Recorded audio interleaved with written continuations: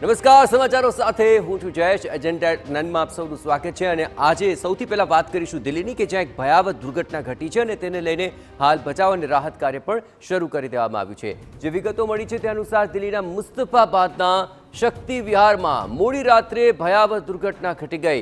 એક 4 માળની ઇમારત ધરાશયી થઈ છે અને તેમાં 4 લોકોના અત્યાર સુધીમાં મૃત્યુ નિપજ્યા છે. કુલ મળીને 14 લોકોનું રેસ્ક્યુ કરી તેમને હોસ્પિટલમાં ખસેડવામાં આવ્યા. અહીં એનડીઆરએફ, પોલીસ અને દિલ્હી ફાયર વિભાગની ટીમ પણ ઘટના સ્થળે પહોંચી ચૂકી છે. હજુ પણ અનેક લોકો અહીં ફસાયા હોવાની શંકા સેવાઈ રહી છે. તો આપણે જણાવીએ કે મુસ્તફાબાદના શક્તિ વિહારમાં ગત મોડી રાત્રે 3 વાગ્યાની આસપાસ ભયાવહ દુર્ઘટના ઘટી ગઈ. એક 4 માળની ઇમારત એકાએક ધરાશયી થઈ ગઈ હતી અને સમગ્ર ઘટનાક્રમ સીસીટીવીમાં પણ કેદ થયો છે.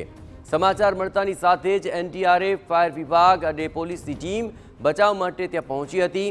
રેસ્ક્યુ ઓપરેશન કરી 18 લોકોને બહાર કાઢવામાં આવ્યા, જેમાં 4 લોકો મૃત હાલતમાં મળ્યા હતા, જ્યારે કે 14 લોકોને સારવાર માટે હવે હોસ્પિટલમાં ખસેડવામાં આવ્યા છે.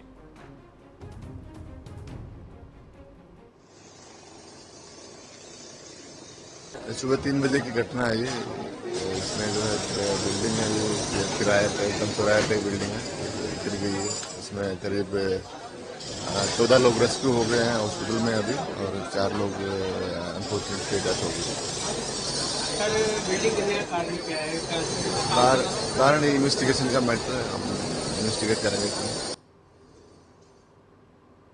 તો રેસ્ક્યુ ઓપરેશન યથાવત છે અને હજુ 8 થી 10 લોકો ફસાયેલા હોવાની શંકા છે. ઉલ્લેખનીય છે કે દિલ્હીમાં શુક્રવારે વાતાવરણમાં એકાએક પલટો આવ્યો હતો અને ભારે વરસાદ અને આંધી તોફાન જેવી સ્થિતિ સર્જાઈ હતી અને તેને લીધે શહેરના અનેક વિસ્તારો પ્રભાવિત થયા હતા. મધુ વિહાર પોલીસ સ્ટેશન વિસ્તારમાં એક નિર્માણાધીન ઇમારતની દિવાલ ધરાશયી થઈ ગઈ અને હવે મુસ્તફાબાદમાં ઇમારત ધરાશયી થતાં લોકોમાં ભયનો માહોલ ફેલાયો છે. જોકે ઇમારત ધરાશયી થવાનું કારણ હજુ સુધી જાણી નથી શકાયું. એ અંગે તપાસ ચાલી રહી છે.